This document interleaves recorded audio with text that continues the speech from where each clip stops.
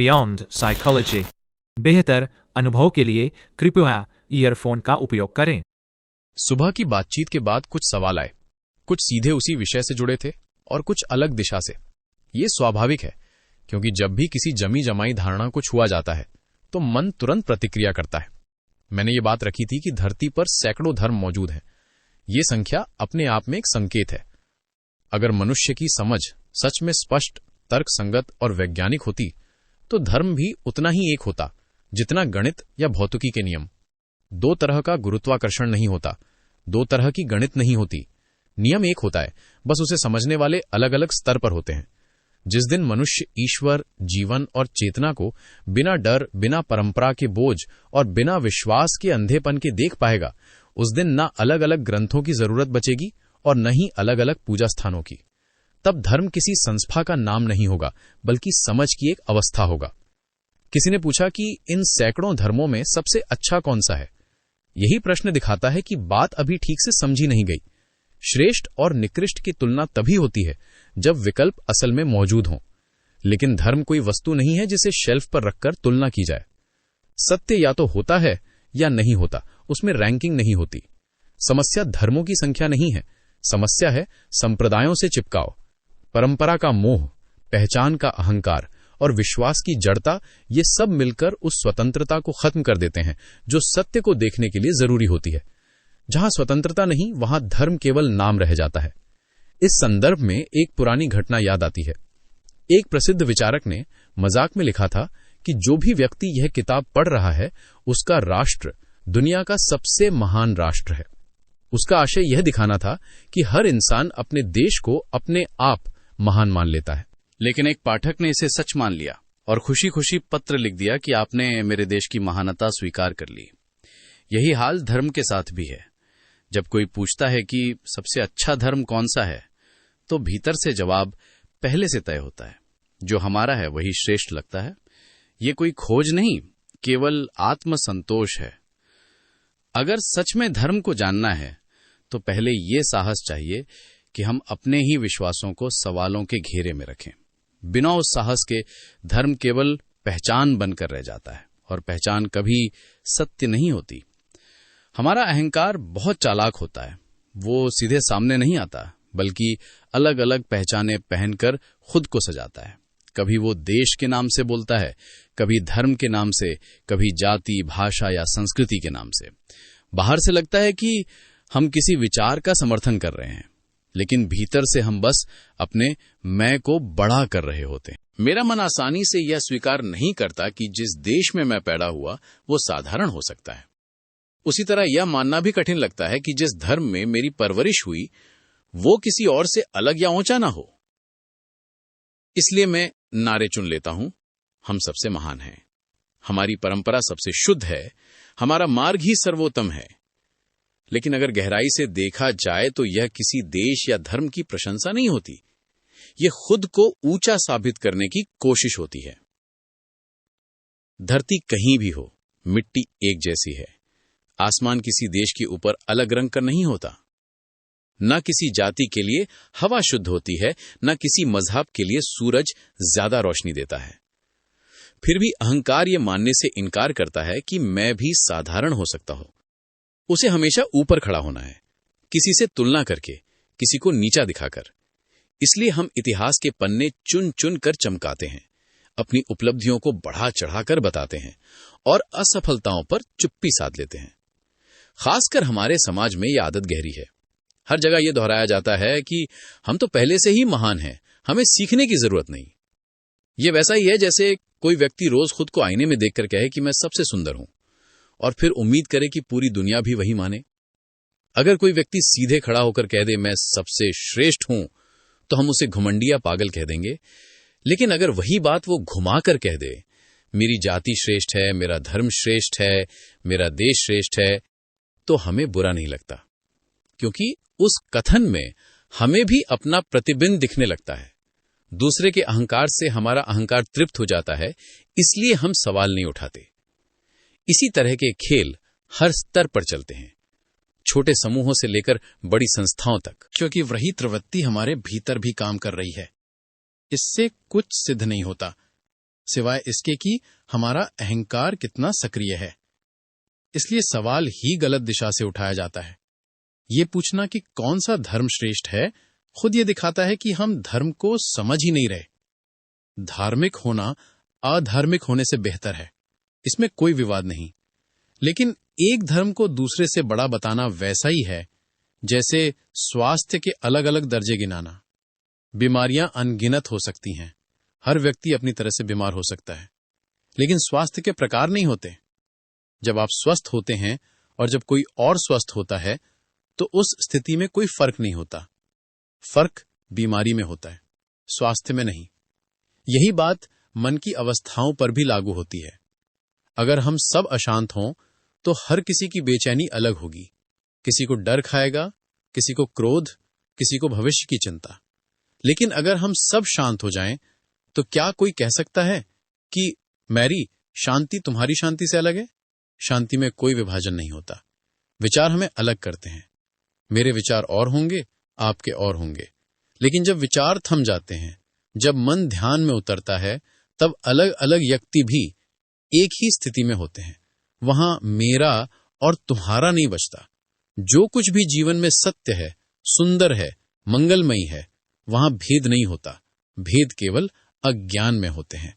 धर्म अगर सच में धर्म है तो वो जोड़ता है, बांटता नहीं। वो अनुभव है, पहचान नहीं। इसलिए जब कोई पूछता है कि कौन सा धर्म श्रेष्ठ है तो वो असल में धर्म के बारे में नहीं पूछ रहा होता, वो नामों की तुलना कर रहा होता है।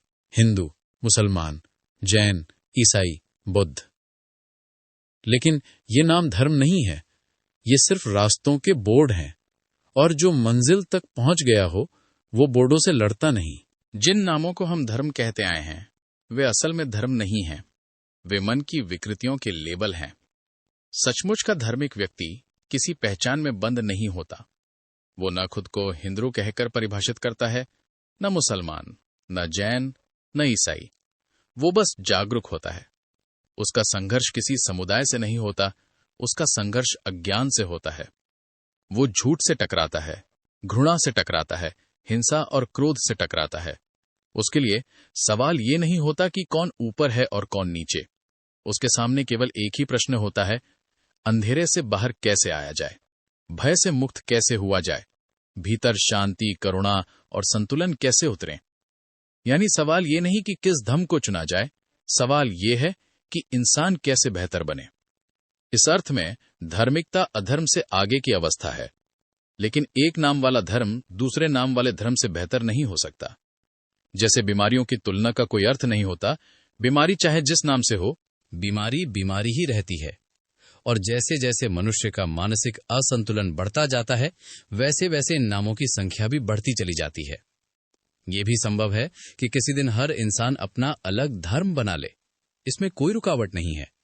लेकिन वो दिन प्रगति का नहीं, पतन का दिन होगा।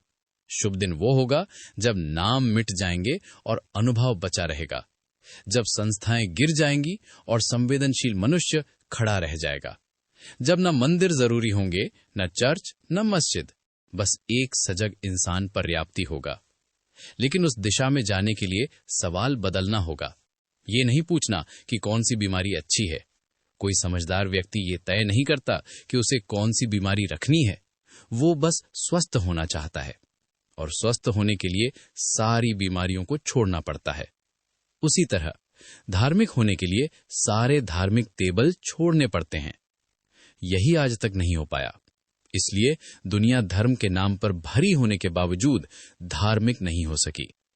और अगर आगे भी लोग अपनी अपनी पहचान से चिपके रहेंगे तो हालात नहीं बदलेंगे, क्योंकि जिन्हें हम धार्मिक कहते हैं वही आपस में सबसे ज्यादा लड़ते हैं। एक अजीब बात है, अधर्म के कोई संगठन नहीं होते, न उसके मंदिर होते हैं, न उसके झंडे। अधर्म बिखरा हुआ नहीं होता, वो एकजुट होता है। जबकि धर्म जो जोड़ने के लिए था, वो खुद टुकड़ों में बटा हुआ है। नतीजा ये होता है कि जो शक्ति अधर्म के विरुद्ध लगनी थी, वो आपसी संघर्ष में नष्ट हो जाती है। एक समूह दूसरे समूह से लड़ रहा है, विचारक एक दूसरे को काट रहे हैं, संत, साधु, नेता सब विरोध में खड़े हैं। और इस शोर शराबे में असंवेदनशीलता, हिंसा और लोभ चुपचाप आगे बढ़ते चले जाते हैं। धर्म का संघर्ष से कोई संबंध नहीं है, न विभाजन से न घृणा से। लेकिन ये मनुष्य की एक लंबी भूल रही है कि उसने धर्म को भी युद्ध का औजार बना लिया। और हैरानी की बात यह है कि हम आज भी वही पुराने सवाल दोहराए जा रहे हैं, बिना ये देखे कि सवाल ही गलत दिशा से पूछा जा रहा है। जब कोई व्यक्ति एक पहचान से उब जाता है और दूसरी पहचान ओढ़ लेता है, तो बाहर से लगता है कि बड़ा परिवर्तन हो गया, लेकिन भीतर कुछ भी नहीं बदलता। ये परिवर्तन नहीं, केवल अदला बदली है।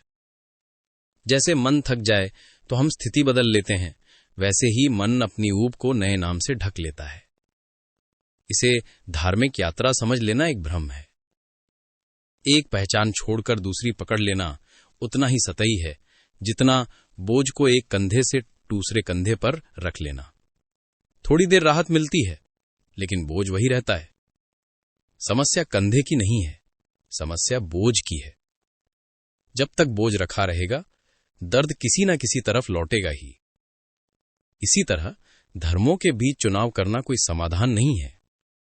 असली बात यह है कि पहचान के पूरे ढांचे से बाहर कैसे निकला जाए। जब सारे नाम, सारे लेबल, सारे झंडे एक साथ गिर जाते हैं, तभी पहली बार भीतर सच्ची स्वतंत्रता की जगह बनती है।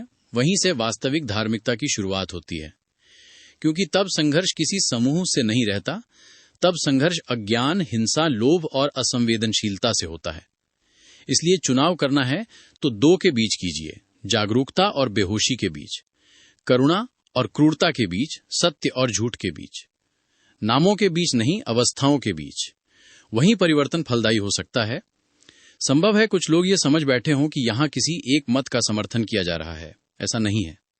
यहां किसी पक्ष की बात नहीं हो रही, यहां पूरी पक्षधरता को ही देखने की बात हो रही है। जब सुनना पूरा होता है तो यह भ्रम अपने आप टूट जाता है कि किसी चुनाव की जरूरत है। अब प्रेम की बात करें। अक्सर कहा जाता है कि प्रेम दुख देता है, प्रेम विरह लाता है।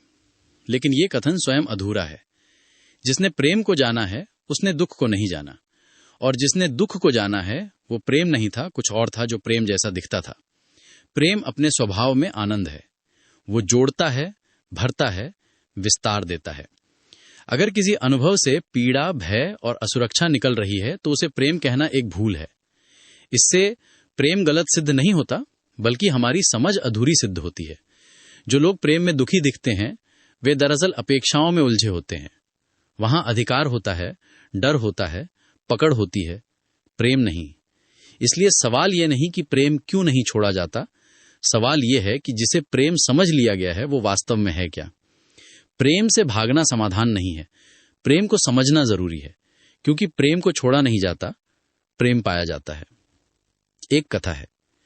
एक युवक एक साधु के पास गया और बोला, मैं ईश्वर को पाना चाहता हूं, रास्ता बताइए। साधु ने उसे ध्यान से देखा और पूछा, क्या तुमने कभी किसी से प्रेम किया है? युवक थोड़ा सहज हो गया। उसने कहा, मैं इन सांसारिक बातों से दूर रहा हूं, प्रेम में नहीं पड़ा, मुझे तो परमात्मा चाहिए। साधु मुस्कुराया और बोला, फिर भी जीवन में कभी किसी के लिए गहराई से कुछ महसूस किया हो, याद करने की कोशिश करो। युवक ने दृढ़ता से कहा, नहीं, मैंने कभी प्रेम नहीं किया, मुझे बंधनों में नहीं पड़ना। यही उसकी कठिनाई थी। जो व्यक्ति प्रेम से डरता है वो सत्य से भी डरता है, क्योंकि प्रेम कोई बंधन नहीं है, वो पहला द्वार है जहां से भीतर की यात्रा शुरू होती है। धर्म हो या प्रेम, दोनों में समस्या बाहर नहीं है, समस्या हमारी अधूरी समझ में है।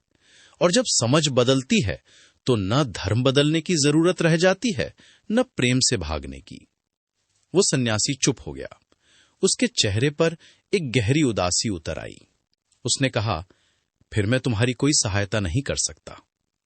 कारण सीधा था, जिस व्यक्ति ने कभी प्रेम को छुआ ही नहीं, उसके भीतर वह जगह ही नहीं बनती जहां से प्रार्थना उठ सके। जहां दिल ने कभी किसी के लिए खुलना नहीं सीखा, वहां ईश्वर के लिए भी कोई दरवाजा नहीं होता। अगर जीवन में कभी किसी से सच्चा लगाव हुआ होता तो उसी अनुभव को धीरे धीरे इतना गहरा किया जा सकता था कि वह परमात्मा की ओर ले जाने वाला मार्ग बन जाए। लेकिन जिसने प्रेम से हमेशा दूरी बनाए रखी, वह भीतर से बंद ही रह जाता है। बाहर से वह धार्मिक दिख सकता है, पर अंदर कोई खिड़की नहीं होती। मान लीजिए कोई व्यक्ति अपने घर की खिड़की से आकाश को देखता है। खिड़की छोटी है, इसलिए आकाश का बस एक हिस्सा दिखता है। इसका यह अर्थ नहीं कि जो दिखाई दे रहा है वह झूठा है।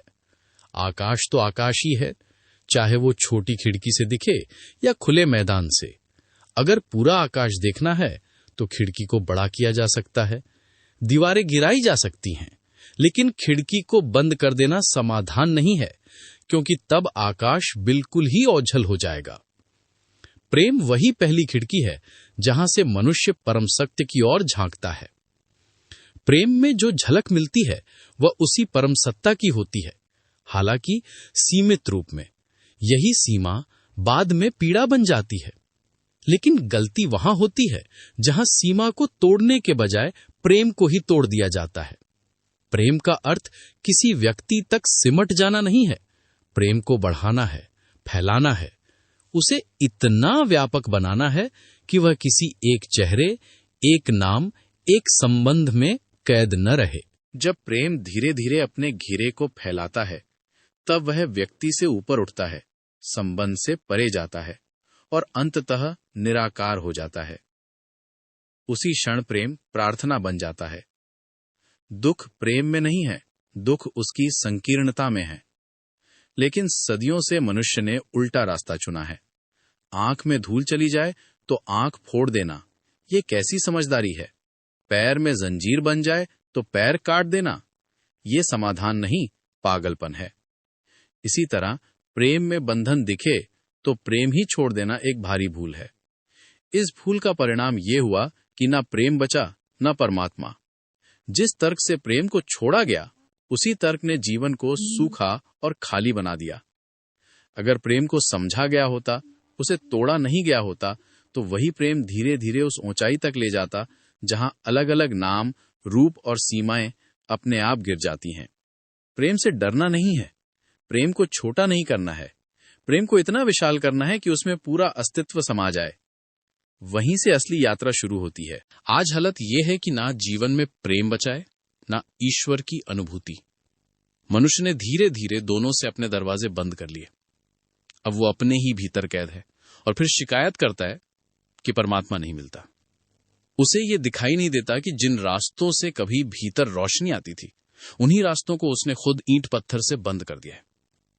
अब वो अलग अलग उपाय करता है। कभी जंगलों की ओर भागता है, कभी शरीर को कष्ट देता है, कभी भूख, कभी तप, कभी कठोर साधनाएं। लेकिन ये सब प्रयास व्यर्थ हो जाते हैं, क्योंकि जिस द्वार से होकर जीवन का गहनतम अनुभव मिलता है, वो द्वार प्रेम का है। उसके अतिरिक्त कोई दूसरा मार्ग कभी था ही नहीं। विडंबना यह है कि प्रेम के सबसे बड़े विरोधी वे रहे हैं जो स्वयं को धार्मिक या साधक कहते हैं। यह विरोध अचानक नहीं पैदा हुआ। इसके पीछे दो गहरी गलत फहमियां रहीं। पहली गलत फहमी ये कि जिसे उन्होंने प्रेम समझा, वो प्रेम था ही नहीं। वो लगाव था, अधिकार था, कब्जा था। किसी व्यक्ति को अपनी मुट्ठी में कैद कर लेना, उसकी स्वतंत्रता सीमित कर देना, उसके चारों ओर अदृश्य दीवारें खड़ी कर देना, इसे प्रेम कहा गया। जबकि सच ये है कि जिस क्षण प्रेम किसी को बांधने लगता है, उसी क्षण प्रेम मर जाता है। कोई भी चेतना गुलामी को स्वीकार नहीं करती, चाहे वो जीवन साथी हो, संतान हो, मित्र हो या कोई भी प्रिय व्यक्ति। स्वतंत्रता चेतना का स्वभाव है, और जब संबंध स्वतंत्रता के विरुद्ध जाते हैं, तब पीड़ा जन्म लेती है। जिसे हम प्रेम कहते हैं, वो अक्सर दोनों तरफ से बंधन बन जाता है। आप दूसरे को बांधते हैं, दूसरा आपको बांधता है, फिर इसी बंधन से शिकायत पैदा होती है, इसी से तनाव और दुख निकलता है, और अंत में हम ये निष्कर्ष निकाल लेते हैं कि प्रेम ही समस्या है। ये निष्कर्ष गलत है। समस्या प्रेम नहीं है। समस्या वो परतंत्रता है जिसे प्रेम के नाम पर थोपा गया है। प्रेम स्वयं में न दुख है न बोझ। बोझ है अधिकार का, नियंत्रण का, स्वामित्व का। प्रेम को बचाने की जरूरत है, बंधन को छोड़ने की। खिड़की को तोड़ने की जरूरत है, आकाश को नहीं। जब प्रेम को स्वतंत्रता का विस्तार मिलता है, तब वो सिकुड़ता नहीं, फैलता है। तब वो किसी एक व्यक्ति पर रुकता नहीं, धीरे धीरे सीमाओं के पार जाने लगता है। बहुत जल्द प्रेम प्रेमी से भी बड़ा हो जाता है और वहीं से असीम की ओर यात्रा शुरू होती है। लेकिन हमारी आदत उल्टी है, हम सुंदर चीजों को कैद करना चाहते हैं। जैसे किसी बगीचे में कोई फूल खिला हो और डर के कारण उसे तोड़कर तिजोरी में बंद कर दिया जाए कि कहीं कोई और उसे देख ना ले, कहीं कोई और उसका आनंद ना ले। फूल तिजोरी में सुरक्षित तो हो जाएगा, लेकिन उसकी खुशबू मर जाएगी। प्रेम के साथ भी यही हुआ है। सुरक्षा के नाम पर, अधिकार के नाम पर हमने उसे कैद किया और फिर आश्चर्य किया कि प्रेम में आनंद क्यों नहीं रहा। जहां स्वतंत्रता नहीं वहां प्रेम नहीं टिक सकता, और जहां प्रेम नहीं वहां परमात्मा भी नहीं उतरता। उसे ये दिखाई नहीं देता कि जो खुले आकाश में खिला था वही बंद तिजोरी में दम तोड़ देता है। जो सूरज की रोशनी में जीवित था वही अंधेरे में सड़ जाता है। तिजोरी सुरक्षा नहीं होती, वो कवर बन जाती है। और जब बहुत देर बाद वो चाबी घुमाकर ताला खोलता है तो हाथ में कुछ नहीं आता सिवाय दुर्गंध और पछतावे के। तब वो रोता है, शिकायत करता है और निष्कर्ष निकाल लेता है कि प्रेम ही समस्या है। फिर वो अपने मन को समझाता है कि फूलों से दूर रहो, बगीचों में मत जाओ, आंखें फेर लो, क्योंकि जहां सुंदरता है वहां पीड़ा है। लेकिन वो ये नहीं देख पाता कि न फूल दोषी था, न सुंदरता, न प्रेम। गलती सिर्फ एक थी, मालिक बनने की। जिसे पकड़ा ही नहीं जा सकता उसे पकड़ने की कोशिश, जिसे बांधा नहीं जा सकता उसे बांधने का आग्रह। उसी आग्रह में सारा दुख पैदा हुआ। अगर प्रेम में स्वामित्व ना घुसे तो जीवन का रंग बदल सकता है। अगर प्रेम स्वतंत्रता बना रहे तो संसार हल्का हो जाए। लेकिन जब ऐसा नहीं होता तो हम अपनी भूल स्वीकारने के बजाय प्रेम पर दोष डाल देते हैं। ये दोष स्थानांतरण हमें अस्थायी राहत देता है पर समझ नहीं देता। प्रेम के विरोध का दूसरा कारण और भी गहरा रहा है। सदियों से ये सिखाया गया कि संसार और परमात्मा एक दूसरे के विरोधी हैं। जैसे एक को चुनोगे तो दूसरे को खो दोगे। ये शिक्षा भीतर डर बोती है कि अगर जीवन से प्रेम किया तो ईश्वर दूर हो जाएगा। ये डर प्रेम को संदिग्ध बना देता है। अगर सचमुच दोनों में शत्रुता होती तो अब तक किसी एक का अस्तित्व मिट चुका होता। लेकिन दोनों साथ हैं, एक ही लय में। असल में वे दो हैं ही नहीं। जो अज्ञान की आंख से संसार दिखता है वही समझ की आंख से परम बन जाता है। वही जीवन, पेड़, पक्षी, पत्थर, मनुष्य, दृष्टि बदलते ही पवित्र हो उठता है। लेकिन जब किसी ने यह मान लिया कि परमात्मा पाने के लिए संसार छोड़ना पड़ेगा तो प्रेम बाधा बन गया। क्योंकि प्रेम जोड़ता है और जोड़ने वाली चीज से डर पैदा हुआ, इसलिए प्रेम को त्यागने की शिक्षा दी गई। एक सुबह एक फकीर अपने झोपड़े के बाहर बैठा था। उसकी गोद में उसका नन्हा पोता था। बच्चे सवाल सीधे पूछते हैं। उसने पूछा, दादा, लोग कहते हैं आप परमात्मा से बहुत प्रेम करते हो। फकीर ने सिर हिलाया। हां। बच्चे ने फिर पूछा, और आप मुझसे भी कहते हो कि आप मुझे बहुत प्रेम करते हो। हां। फकीर मुस्कुराया। बच्चा थोड़ी देर चुप रहा, फिर बोला, ये दोनों साथ कैसे हो सकते हैं? अगर आपका दिल एक है तो उसमें दो प्रेम कैसे समा जाते हैं? फकीर ने बचवे को कसकर नहीं, हल्के से थामते हुए कहा, क्योंकि प्रेम बंटता नहीं है। प्रेम जितना बांटो उतना बढ़ता है। जो मुझे तुम में दिखता है वही मुझे परमात्मा में दिखता है। अलग अलग नाम है, अनुभूति एक है। जहां प्रेम सीमित होता है वहां टकराव पैदा होता है। जहां प्रेम खुला होता है वहां विरोध नहीं रहता। प्रेम को घटाओ मत, फैलाओ, बंद मत करो, खोलो। वही खुलापन धीरे धीरे जीवन को प्रार्थना बना देता है। मनुष्य की एक गहरी भूल बार बार दोहराई जाती है।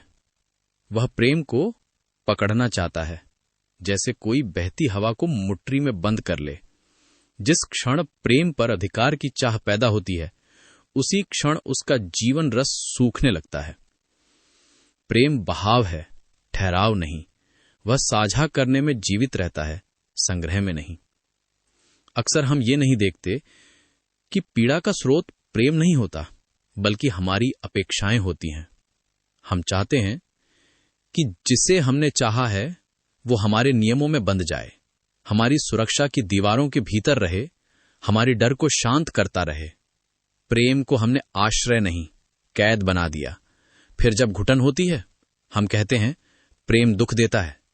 सच ये है कि दुख हमारी पकड़ से पैदा होता है, प्रेम से नहीं। इसी तरह एक और भ्रम समाज ने गहराई से रोप दिया है कि जीवन और परम सत्य एक दूसरे के विरोधी हैं। जैसे रोजमर्रा की दुनिया से प्रेम करने का अर्थ है किसी उच्च सत्य से ढो हो जाना। ये सोच मनुष्य को भीतर से तोड़ देती है, क्योंकि अगर जीवन ही बाधा है तो फिर करुणा, संवेदना, आनंद, इनका क्या अर्थ रह जाता है? तब ध्यान भी सूखा हो जाता है, प्रार्थना भी बोझ बन जाती है। यदि जीवन और सत्य सचमुच शत्रु होते तो उनमें से एक अब तक मिट चुका होता, लेकिन दोनों साथ साथ सांस ले रहे हैं। जो व्यक्ति केवल भागने में लगा है, वो ये नहीं समझ पाता कि गहराई से देखने पर वही जीवन, वही साधारण दृश्य, वही संबंध धीरे धीरे किसी बड़े रहस्य की ओर खुलने लगते हैं। फर्क केवल दृष्टि का है। प्रेम किसी विशेष दिशा में सीमित नहीं होता। वो पहले निकट के मनुष्यों से शुरू होता है, परिवार, मित्र, अजनबी, और जब वो परिपक्व होता है तो अस्तित्व तक फैल जाता है। जो व्यक्ति पास बैठे इंसान के दर्द को महसूस नहीं कर सकता, वो किसी अदृश्य परम सत्ता से जुड़ने का दावा कैसे कर सकता है? कठोरता से भरा मन ऊंचाई की बातें तो कर सकता है, लेकिन गहराई को छू नहीं सकता। ये समझ लेना जरूरी है कि प्रेम त्याग नहीं मांगता, बल्कि विस्तार मांगता है। वो कहता है और अधिक समावेशी बनो, कम नहीं, अधिक जीवित बनो। जीवन से भागकर नहीं, जीवन में उतरकर ही वो अनुभूति आती है जिसे लोग ईश्वर, सत्य या चेतना कहते हैं। इसलिए अगली बार जब मन कहे कि प्रेम ने चोट दी, तो रुककर देखना। शायद चोट प्रेम से नहीं, बल्कि उस डर से आई हो जो हमने प्रेम के साथ जोड़ लिया था। प्रेम स्वयं में हल्का है, मुक्त है, बोझ हम जोड़ते हैं। जो व्यक्ति प्रेम को खुला छोड़ देता है, वही वास्तव में स्वतंत्र होता है, और वही बिना जाने समझे उस गहराई को छू लेता है जिसे सदियों से खोजा जा रहा है। कई बार ऐसा होता है कि जब कोई हमारे सामने अपनी सीमाएं रख देता है, तो हमें वो अस्वीकार जैसा लगता है। भीतर कुछ टूटता है, अहंकार को चोट लगती है और आंखों में नमी आ जाती है। असल में चोट प्रेम को नहीं लगती, चोट उस अपेक्षा को लगती है जो हमने प्रेम के नाम पर पाल रखी होती है। हम चाहते हैं कि दूसरा हमारे इशारों पर चले, हमारे आमंत्रण को स्वीकार करे, हमारी भावनाओं के अनुसार ढल जाए। जब ऐसा नहीं होता तो हम इसे अपमान समझ लेते हैं, पर प्रेम का स्वभाव ऐसा नहीं है। प्रेम किसी निमंत्रण का जवाब भर नहीं होता, वो किसी सौदे में बंधा नहीं रहता, वो इस बात पर निर्भर नहीं करता कि सामना वाला हमें क्या लौटा रहा है। प्रेम की पहचान वहां होती है जहां भीतर से हिंसा, घृणा और क्रोध धीरे धीरे गलने लगते हैं, जहां मन सबके लिए शुभकामना से भरने लगता है बिना किसी चयन के। हम में से अधिकतर लोग जिसे प्रेम कहते हैं, वो वास्तव में एक सूक्ष्म व्यापार है। हम देते हैं लेकिन हिसाब के साथ, हम मुस्कुराते हैं लेकिन बदले में सुरक्षा चाहते हैं, हम साथ निभाते हैं लेकिन शर्तों के साथ। जैसे ही हमें लगता है कि हमारा लाभ रुक गया है, हमारा उत्साह भी सूखने लगता है। तब हम तर्क खोजते हैं, अब वो पहले जैसा नहीं रहा, अब हालात बदल गए हैं, अब मुझे आगे बढ़ना चाहिए। सच ये है कि प्रेम नहीं बदला, स्वार्थ उजागर हो गया। स्वार्थ पकड़ता है, प्रेम छोड़ता है। स्वार्थ हमेशा कुछ चाहता है, सम्मान, ध्यान, अधिकार, स्थिरता, और जब वो नहीं मिलता तो भीतर बेचैनी पैदा होती है। उसी बेचैनी को हम प्रेम का दुख कह देते हैं, जबकि प्रेम स्वयं कभी बोझ नहीं बनता। बोझ हमारी मांगे बनाती हैं। प्रेम की सबसे सरल परिभाषा शायद यही है कि वो देने में आनंद महसूस करता है। उसे इस बात से संतोष है कि वो बह सका, चाहे सामने वाला उसे कितना समझ पाया या नहीं। प्रेम हाथ नहीं फैलाता, वो हृदय खोलता है। उसमें मुझे क्या मिलेगा का सवाल नहीं उठता, बल्कि मैं क्या बांट सकता हूं की सहज भावना होती है। आज के रिश्तों में समस्या ये नहीं कि लोग प्रेम नहीं करते, समस्या ये है कि सब लेने की जल्दी में है। माता पिता अपेक्षाएं चाहते हैं, बच्चे स्वतंत्रता चाहते हैं, मित्र उपयोगिता खोजते हैं, साथी सुरक्षा। हर कोई किसी न किसी रूप में मांग में है, और मांग जहां होती है वहां तनाव भी आता है। फिर वही संबंध धीरे धीरे थकान का कारण बन जाते हैं। अगर कभी प्रेम पीड़ादायक लगे तो ये देखने की जरूरत है कि वहां प्रेम था या कोई छुपी हुई अपेक्षा, क्योंकि जहां सचमुच प्रेम होता है वहां स्वतंत्रता भी होती है, और जहां स्वतंत्रता है वहां पीड़ा टिक नहीं सकती। प्रेम ना तो किसी कमी से जन्म लेता है, ना किसी आग्रह से। वो चाहने की अवस्था नहीं है, वो भोग की आग भी नहीं है। प्रेम तो एक गहरी क्षमता है, खुद को बांटने की क्षमता। वहां कुछ पाने की योजना नहीं होती, बल्कि स्वयं को खोल देने का साहस होता है। जब कोई व्यक्ति सचमुच इस बांटने में समर्थ होता है, तब उसे ऐसा संतोष मिलता है जिसकी तुलना किसी उपलब्धि से नहीं की जा सकती। वो संतोष बाहर से नहीं आता, वो भीतर से उमगता है। उस क्षण मन पहली बार समझता है कि कृतज्ञता क्या होती है। कोई शब्द नहीं होते, कोई विधि नहीं होती, बस एक मौन धन्यवाद भीतर फैल जाता है। उसी मौन में पहली बार जीवन के प्रति नमन होता है और उसी नमन में प्रार्थना जन्म लेती है। प्रार्थना किसी मांग का नाम नहीं है, वो तो उस आनंद की स्वाभाविक गूंज है जो प्रेम से उपजता है। जब हृदय पूरी तरह से जुड़ जाता है, तब अलग से किसी मुक्ति की तलाश बचती ही नहीं। स्वतंत्रता प्रेम के बाहर नहीं मिलती, वह प्रेम की गहराई में छुपी होती है। क्या कांटों के कारण फूल को त्याग देना समझदारी है, या ये सीखना अधिक बुद्धिमानी होगी कि कांटों को कैसे पहचाना जाए और उनसे मुक्त कैसे हुआ जाए? आदर्श स्थिति ये है कि प्रेम को बिना पीड़ा के जिया जाए, लेकिन अगर अभी ये संभव ना हो तो भी प्रेम को पूरी तरह नकार देना जीवन को और सूखा बना देता है। एक ऐसा घर जहां अपूर्ण प्रेम है, वो भी उस घर से अधिक जीवित है जहां प्रेम बिल्कुल नहीं है। पीड़ा के साथ प्रेम भी हमें संवेदनशील बनाता है, जीवित रखता है, भीतर को जगाए रखता है, और वही जागरूकता धीरे धीरे हमारी भूलों को साफ करने लगती है। सच ये है कि जहां प्रेम होता है वहां पीड़ा अनिवार्य नहीं होती। पीड़ा हमारी समझ की कर्मी से आती है, प्रेम की प्रकृति से नहीं।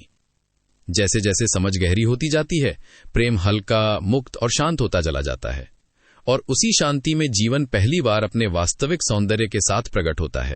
अगर इस बात को थोड़ा ध्यान से देखा जाए तो जीवन में प्रेम और परम सत्ता के बीच खड़ा किया गया टकराव अपने आप ढहने लगता है। तब संसार और सत्य के बीच जो दूरी हमने बना ली है वो भी पिघलने लगती है। मन हल्का होता है, कम उलझा हुआ, और जीवन की धारा बिना रुकावट बहने लगती है, स्वाभाविक रूप से, सहज रूप से, उसी व्यापक स्रोत की ओर। जीवन की मूल दिशा प्रेम की ओर है। उसे जोर से मोड़ने की जरूरत नहीं है, न ही उसे रोकने की। बस इतना करना है कि उसे बहने दिया जाए, और साथ साथ ये सजगता रखी जाए कि ये प्रेम धीरे धीरे गहराए, परिपक्व हो, और एक दिन मौन कृतज्ञता में बदल जाए। वही प्रेम जो पहले किसी व्यक्ति या वस्तु से जुड़ा था, धीरे धीरे सीमाओं को पार करने लगता है। वो अब किसी एक रूप में नहीं रुकता, वो फैलता है, उठता है, और अंततः असीम के स्पर्श में आ जाता है। उसी क्षण व्यक्ति के भीतर एक गहरी पूर्णता उतरती है। वही जीवन की सबसे बड़ी उपलब्धि है। अब एक आखिरी बात जो कई लोगों ने पूछी है, श्रद्धा और विश्वास के बारे में। प्रश्न यह है कि जहां बुद्धि काम ना करे वहां क्या किया जाए? वहां कुछ भी करने की जरूरत नहीं है, वहां रुक जाना ही पर्याप्ति है। जहां सोच थक जाए वहां चुप हो जाना वरदान है। उस मौन में कोई कमी नहीं होती, बल्कि वहीं से ध्यान शुरू होता है। वहां कोई समाधान नहीं चाहिए, क्योंकि वहां समस्या ही नहीं बचती, सिर्फ उपस्थिति रह जाती है। लेकिन अक्सर कहा जाता है कि जहां बुद्धि असफल हो जाए वहां श्रद्धा या विश्वास का सहारा ले लेना चाहिए। जरा ईमानदारी से देखें, क्या श्रद्धा और विश्वास बुद्धि से बाहर होते हैं? नहीं, वे भी तो बुद्धि की ही उपज हैं। फर्क बस इतना है कि वे सवाल करना छोड़ देते। जब कोई कहता है मैं मानता हूं, तो वो किस आधार पर मानता है? किसी ग्रंथ के कारण, किसी परंपरा के कारण, किसी महान व्यक्ति के कथन के कारण? ये सारे आधार तर्क ही हैं, सोच के ही ढांचे हैं। यानी विश्वास भी विचार से ही खड़ा होता है, मौन से नहीं। दिलचस्प यह है कि जब कोई किसी धारणा का समर्थन करता है तो उसकी दलीलें सहज स्वीकार कर ली जाती हैं, लेकिन जब कोई उसी धारणा पर प्रश्न उठाता है तो कहा जाता है ये सब बुद्धि का खेल है, यहां बुद्धि नहीं चलानी चाहिए। जबकि सच्चाई यह है कि समर्थन और विरोध दोनों ही सोच के भीतर घटते हैं। जहां पक्ष है वहां बुद्धि है, जहां विपक्ष है वहां भी बुद्धि है, और जहां बुद्धि सचमुच रुक जाती है वहां न विश्वास बचता है न अविश्वास। वहां सिर्फ एक शांत जागरूकता होती है जो न किसी के पक्ष में है न विरोध में, वही अवस्था ध्यान की है और वहीं से सत्य का अनुभव शुरू होता है। अक्सर एक सूक्ष्म खेल हमारे भीतर चलता रहता है। जो बात हमारे अनुकूल होती है उसे हम तुरंत ऊंचा दर्जा दे देते हैं, कहते हैं ये तो बुद्धि से परे है, ये तो गहरी अनुभूति है। और जो बात हमें चुनौती देती है, जो हमारे बने बनाए निष्कर्षों को हिलाती है, उसे हम नीचे गिरा देते हैं, कह देते हैं ये तो सिर्फ तर्क है, विवाद है, दिमागी चाल है। लेकिन सच ये है कि पक्ष भी सोच से बनता है और विपक्ष भी। दोनों ही विचार की जमीन पर खड़े होते हैं। जब तक हम मानने की प्रक्रिया में हैं, चाहे ईश्वर को मानना हो, आत्मा को मानना हो या किसी विचारधारा को, तब तक हम बुद्धि के ही दायरे में घूम रहे होते हैं। मानना भी एक मानसिक क्रिया है, अस्वीकार करना भी। इसलिए असली बात यह नहीं है कि आप किस ओर खड़े हैं, असली बात यह है कि आप खड़े ही क्यों रह गए हैं। अगर सच में बुद्धि से आगे जाना है तो किसी नए विश्वास की सीढ़ी नहीं चाहिए। विश्वास अक्सर हमें जल्दी संतोष दे देता है। वो खोज को बीच रास्ते में रोक देता है। वो कह देता है अब आगे जाने की जरूरत नहीं, उत्तर मिल गया, और वहीं यात्रा रुक जाती है। इसके बजाय जरूरत है ईमानदार खोज की, सवाल उठाने की, जांचने की और चलते रहने की, बिना किसी जल्दी के। ये खोज एक दिन आपको ऐसी जगह ले जाएगी जहां सोच के पास कोई उत्तर नहीं बचेगा, जहां बुद्धि साफ कह देगी अब मेरे पास आगे का रास्ता नहीं है। वही क्षण निर्णायक होता है। उस बिंदु पर दो रास्ते होते हैं। एक ये कि डर के कारण हम तुरंत किसी विश्वास को पकड़ लें ताकि असहजता पूरा से बच सुनने सकें। के लिए शुक्रिया। और दूसरा ये कि हम अगला उस शून्य वीडियो में रुक जाएं, किस विषय पर बिना सुनना लेबल लगाए, चाहेंगे, बिना नाम कमेंट में दिए। जरूर लिखें। अगर हम दूसरे रास्ते अगर पर ये टिक वीडियो गए, आपको तो कुछ अच्छी लगी अनोखा हो घटता है। तो लाइक करें, चेतना सोच अपने से किसी आगे दोस्त बढ़ने के लगती है। साथ शेयर करें, शब्द गिर और जाते हैं, चैनल को तर्क शांत सब्सक्राइब हो जाते करें। हैं, और जो बचता है वो कोई धारणा नहीं बल्कि प्रत्यक्ष अनुभव होता है। ये अनुभव श्रद्धा नहीं है, ये उधार लिया वो भरोसा नहीं है, ये किसी किताब या परंपरा से आया निष्कर्ष नहीं है। ये तो सीधा देखना है वैसा ही जैसा है। अक्सर लोग डरते हैं कि अगर विश्वास नहीं करेंगे तो हम सिर्फ बुद्धि में ही अटके रह जाएंगे। लेकिन सच तो यह है कि विश्वास करके भी हम बुद्धि से बाहर नहीं जाते। हमारी पहचानें धार्मिक, सांस्कृतिक, वैचारिक अधिकतर वही होती हैं जो हमने बचपन से सुनी हैं। जो दिमाग ने बार बार सुना उसी को सच मान लिया। इसलिए सवाल ये नहीं है कि क्या मानना चाहिए, असली सवाल यह है कि क्या हम देखने का साहस रखते हैं, बिना पहले से तय किए हुए निष्कर्षों के। जहां देखने की हिम्मत आ जाती है वहीं से असली यात्रा शुरू होती है। मैं इसे एक अलग ढंग से रखना चाहूंगा। समस्या ये नहीं है कि मनुष्य सोचता है, समस्या ये है कि वो जो सुनता है उसी पर तुरंत टिक जाता है। जैसे ही कोई उत्तर मिला, भीतर एक तरह की राहत पैदा होती है। अब आगे खोजने की जरूरत नहीं। यही तृप्ति सबसे बड़ा अवरोध बन जाती है। बुद्धि थकती नहीं, वो बस संतुष्ट हो जाती है। और जहां संतोष आ गया वहीं यात्रा रुक गई। हमसे बार बार कहा गया कि श्रद्धा और विश्वास सोच से आगे ले जाते हैं, लेकिन यह आधा सच भी नहीं है। श्रद्धा भी एक सहमति है, विश्वास भी एक निर्णय है। दोनों किसी न किसी विचार के साथ खड़े होने के तरीके हैं, और जहां भी खड़ा होना है वहां बुद्धि मौजूद है। इसलिए ना मानना आपको आगे ले जाता है, ना मानना। दोनों ही सोच की परिधि में घूमते रहते हैं।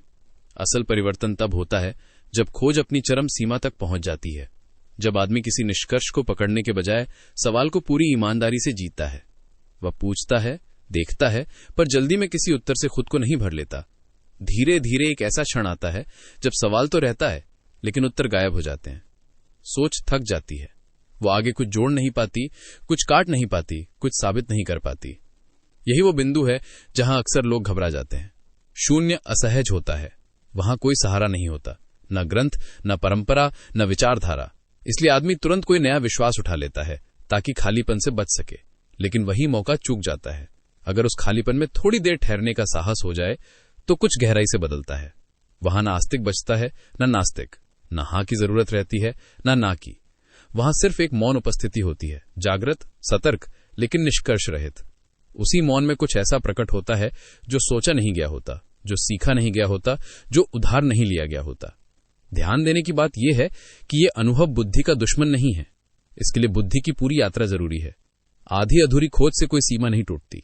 जब तक सोच अपनी आखिरी क्षमता तक नहीं जाती, तब तक उसके पार कुछ भी नहीं खुलता। इसलिए धार्मिक होना सोच से भागना नहीं है, बल्कि सोच को उसकी अंतिम संभावना तक ले जाना है। अक्सर लोग मान लेते हैं कि धार्मिक व्यक्ति सोच के विरुद्ध होता है। ऐसा नहीं है। वो व्यक्ति सोच के भीतर अटका हुआ नहीं होता। फर्क सूक्ष्म है लेकिन निर्णायक है। सोच के भीतर फंसे रहना और सोच से आगे निकल जाना दोनों अलग बातें हैं। इसलिए मैं यही कहूंगा, उत्तरों से जल्दी दोस्ती मत कीजिए, सवालों को थोड़ा और गहरा होने दीजिए। जिस दिन आपके भीतर सारे सीखे सिखाए उत्तर गिर जाएंगे और आप बिना किसी सहारे के खड़े रह पाएंगे, उसी दिन किसी और ही आयाम की शुरुआत होगी। वही आयाम प्रेम का है, सत्य का है, और उसी में वो घटता है जिसे शब्द कभी पूरी तरह पकड़ नहीं पाते। मैं इसे बिल्कुल नए आधार से देखने की कोशिश करता हूं। मनुष्य की समझ कोई अनंत रेखा नहीं है, वो एक दायरे की तरह है, घूमती रहती है, बढ़ती भी है, लेकिन एक जगह आकर थक जाती है। समस्या ये नहीं कि वो थकती है, समस्या ये है कि हम उसे थकने ही नहीं देते। बहुत पहले ही उसे आराम दे देते हैं, सहारे थमा देते हैं, ताकि उसे आगे बढ़ने की जरूरत ना पड़े। बचपन में ही जवाब दे दिए जाते हैं, प्रश्न पैदा होने से पहले ही निष्कर्ष दे दिए जाते हैं। जैसे किसी यात्री को नक्शा पकड़ाकर कहा जाए, अब चलने की क्या जरूरत, मंजिल यही है। न रास्ते की धूप देखी, न थकान जानी, न दिशा का श्रम जिया। ऐसा यात्री कभी जान ही नहीं पाएगा कि यात्रा क्या होती है। जब सोच को पहले ही उत्तर मिल जाए तो वो खोज नहीं बनती, वो आदत बन जाती है। और आदत कभी चेतना को नहीं जगाती, वो बस दोहराती रहती है। इसलिए असली समस्या विश्वास या अविश्वास नहीं है। असली समस्या ये है कि हमने सोच को जोखिम में डालना ही छोड़ दिया है। खोज में एक समय ऐसा आता है जब भीतर बेचैनी पैदा होती है, पुरानी धारणाएं ढीली पड़ने लगती हैं, जो बातें कभी बहुत पक्की लगती थीं वे अब सवाल बन जाती हैं।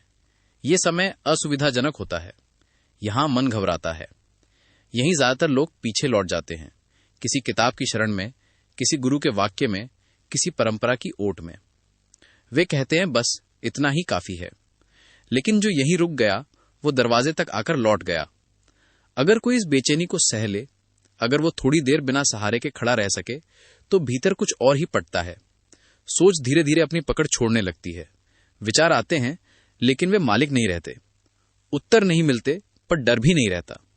ये एक अजीब अवस्था होती है, न समझ ना समझी, न यकीन ना इनकार। इसी बिंदु पर पहली बार भीतर से कोई गहरी शांति उभरती है। बाहर से नहीं आती, किसी तर्क से नहीं आती। ये शांति इसलिए आती है क्योंकि संघर्ष समाप्त हो जाता है। अब कुछ साबित करने की जरूरत नहीं, कुछ पकड़ने की मजबूरी नहीं। और यही एक महत्वपूर्ण बात समझ में आती है, जब तक आदमी अपने बचाव में है तब तक उसे किसी सहारे की जरूरत रहती है। लेकिन जैसे ही वो बिना ढाल के खड़ा होने का साहस कर लेता है, कोई अदृश्य सहयोग अपने आप प्रकट हो जाता है। वो सहयोग बुलाने से नहीं आता, वो तब आता है जब बुलाने वाला ही गिर जाता है। इसे ऐसे समझिए, जब तक कोई बच्चा दीवार पकड़कर चलना चाहता है तब तक उसका संतुलन नहीं बनता। दीवार हटते ही वो गिरता भी है, लड़खड़ाता भी है, लेकिन उसी गिरने में चलना सीखता है। अगर दीवार हमेशा बनी रहे तो चलना कभी नहीं आएगा। इसी तरह जब तक भीतर पत्थर उठाने की तैयारी नहीं होती तब तक बाहर से सहारा आता है। लेकिन जिस दिन मनुष्य खुद प्रतिक्रिया करने लगता है, खुद बचाव करने लगता है, उस दिन वो अकेला हो जाता है। और यही अकेलापन उसकी आखिरी परीक्षा है। उसके बाद कोई बाहरी शक्ति नहीं आती, फिर जो आता है वो भीतर से आता है। तब जीवन को किसी भगवान की जरूरत नहीं रहती, ना किसी विचार की। तब जीवन खुद पर्याप्त हो जाता है। इसलिए मुद्दा ये नहीं है कि सोच को छोड़ दिया जाए, मुद्दा यह है कि सोच को उसकी पूरी यात्रा पर जाने दिया जाए। जब वो खुद थक जाए, खुद चुप हो जाए, तभी जो बचता है वही असली है। उसके पहले जो कुछ है वो तैयारी है, जरूरी है लेकिन अंतिम नहीं। मनुष्य की सोच एक सीढ़ी की तरह है, वो ऊपर तक जा सकती है, लेकिन हम अक्सर पहली या दूसरी सीढ़ी पर ही बैठ जाते हैं और वहीं घर बना लेते हैं। हमें लगता है कि यही मंजिल है। बचपन से ही हमें तैयार उत्तर दे दिए जाते हैं, क्या मानना है, क्या नहीं सोचना है, किसे सच कहना है। सवाल पूछने से पहले ही जवाब थमा दिए जाते हैं। धीरे धीरे हमारी जिज्ञासा सुस्त हो जाती है और विवेक अभ्यास के बिना कमजोर पड़ने लगता है। बुद्धि का स्वभाव है खोज करना, लेकिन जब उस पर विश्वासों का बोझ रख दिया जाता है तो वह यात्रा पर निकल ही नहीं पाती। नास्तिकता भी कई बार उतनी ही जकड़ी हुई होती है जितनी आस्तिकता। दोनों ही तय निष्कर्ष हैं। जहां निष्कर्ष है वहां अन्वेषण रुक जाता है, और जहां खोज रुक जाती है वहां आगे की संभावना भी बंद हो जाती है। असल बात यह नहीं है कि सोच को छोड़ दिया जाए, सोच को उसकी पूरी क्षमता तक जाना चाहिए। प्रश्न, तर्क, विश्लेषण, इन सब से गुजरना जरूरी है, यह एक कठिन रास्ता है क्योंकि इसमें भ्रम टूटते हैं, पुराने सहारे गिरते हैं और मन असुरक्षित महसूस करता है।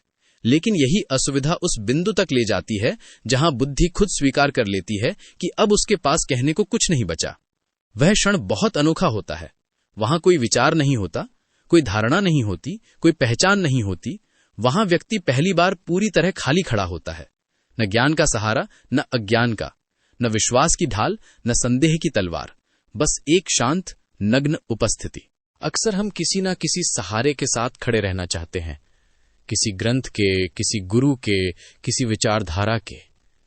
सहारा बुरा नहीं है, लेकिन समस्या तब होती है जब वही सहारा हमें चलने से रोकते। जब हम पीछे चलने में ही सुरक्षित महसूस करने लगें, तब भीतर की यात्रा शुरू ही नहीं होती। जिस दिन कोई व्यक्ति ईमानदारी से कह देता है कि मुझे नहीं पता, उसी दिन कुछ नया जन्म लेता है। ये अज्ञान कमजोरी नहीं है, ये गहराई की शुरुआत है। जब भीतर कुछ भी पकड़ा नहीं जाता, तभी भीतर कुछ उतरने की जगह बनती है। यह अनुभव किसी मांग से नहीं आता, किसी प्रार्थना से नहीं आता, बल्कि उस मौन से आता है जो पूरी असहायता में पैदा होता है। इसका मतलब यह नहीं कि जीवन की व्यावहारिक जिम्मेदारियां छोड़ दी जाएं या समझदारी को नकार दिया जाए। इसका अर्थ है कि भीतर के सत्य को पाने के लिए बाहरी टेक पर निर्भर न रहा जाए। भीतर का द्वार तभी खुलता है जब हाथ खाली हों। जब सोच अपनी सीमा तक जाकर शांत हो जाती है, तब चेतना खुद बोलने लगती है। वहां कोई शब्द नहीं होते, लेकिन एक स्पष्टता होती है। वहां कोई सिद्धांत नहीं होते, लेकिन एक गहरी समझ होती है। वही समझ जीवन को भीतर से बदलती है। इसलिए असली यात्रा न मानने से शुरू होती है, न नकारने से। वह शुरू होती है छोड़ने से, हर उस चीज को छोड़ने से जिसे हमने पकड़ के रखा था, सिर्फ इसलिए कि हमें डर था खाली होने का। और जब वो डर भी गिर जाता है, तब जो बचता है वही वास्तविक है। पूरा सुनने के लिए शुक्रिया। आप अगला वीडियो किस विषय पर सुनना चाहेंगे, कमेंट में जरूर लिखिए। अगर ये वीडियो आपको अच्छी लगी हो तो लाइक करें, अपने किसी दोस्त के साथ शेयर करें और चैनल को सब्सक्राइब करें।